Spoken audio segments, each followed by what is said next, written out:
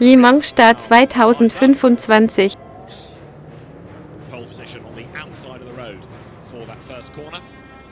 Behind there'll be a bit of a gap, you'll get the LMP2 field, and then the same again further back for LMGT3. Counting down now, standing in the leading car. We'll get the instruction in a moment to head for the pit lane. The clock will start. It's all perfectly orchestrated, this, by race control, to get the lights to change, to get the flag to drop just on 4 o'clock, or as close to. Out of the chicane they come. Leading car dives for the pit lane. The drivers come up towards the lighting gantry, the 93rd. 24 Hours of Le Mans is underway. The two Cadillacs off the front row of the grid go toe-to-toe up towards turn 1. On the inside line, Alabama. On the outside line is Will Stevens. Stevens tries to brave it out on the outside line. He's just got his nose in front. As round the outside as well comes Julian Andlauer in the Porsche. Cadillac side by side for the lead. It's going to be Will Stevens ahead of Alabama. Third is Andlauer. There was a good start being made by Kevin Magnussen, but cars all over the curb. They rattle their way then for the first time down through the Dunlop S's. Cadillac leads Le Mans. Porsche goes second. The flag is waved from the LMP2, and then the GT3 cars. Aston Martin leading, BMW leading, Ferrari leading, Mercedes AMG in the LMGT3 class. That's some pretty feisty racing for the first few corners, Graham. Well, it certainly was. I think a bit of contact there in the middle of the pack, or towards the back of the pack in hypercar. One of the Peugeots, I think, involved in that. We'll catch up with that as things settle down in about 25 hours. So down the Mulsanne straight then they come for the first time, and you can see everybody on their toes looking for track position, side by side for the lead, and Julian Andlauer goes through into the first chicane round the outside. So Cadillac led for about a quarter of the lap, but here, Peter Dunbrett, Julian Andlauer is on a mission.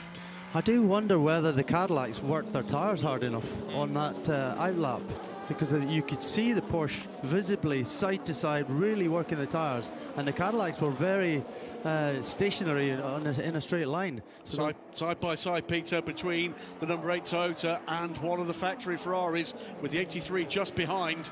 So these are cars we do expect to be in the hunts. There goes the 83, looking to make the move, and does so. Late on the brakes, wasn't he there, diving into the corner. Phil Hansen at the wheel of 83, the bright yellow Ferrari. And there, look, you've got the battle going on between number 99, Neil Jani at the wheel, and the Aston Martins, which are, in the case of 009, Marco Sorensen. 007 is Harry Tincknell. Right, you've done the chicanes, you go back onto the Mulsanne, down towards Mulsanne corner, where we've had people be caught out, of course, early on in the race in the past. Hard on the brakes, down through the gears, turn right, and up front, Julian Andlauer leads the way, and he's trying to build that gap as you go on board with Fred Makovici. His Alpine then, in the body of the pack in hypercar, 12th he runs. 5 Porsche trying to pull away. Ferrari side by side with the 15.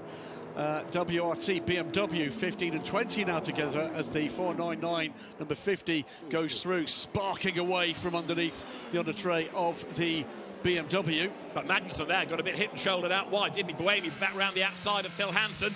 René Rast in number 20 BMW is in 7th. Kevin Estre, by the way, 21st on the grid. He's up into 15th already in number 6 Porsche, so Estre's pulled the pin. Absolutely. Julian Andlauer, he's off like the hare, is he? Already 1.8 seconds ahead, gapping the two Cadillacs. They're bottling up the field behind, but behind them, 2 and 3 wide as the Command Varnage come tumbling down now to the resurfaced section for the entry to the Porsche curves. And Peter, you've still got people trying to weave around and get a bit of warmth in the rubber. Yeah, so clearly it's not quite what they expected in the beginning. You know, the tyres just aren't quite in yet, and maybe Andlauer just worked that bit harder. Yeah. The Porsche might be just warming the tyres up slightly better than the Cadillac, because he's starting to drop them already.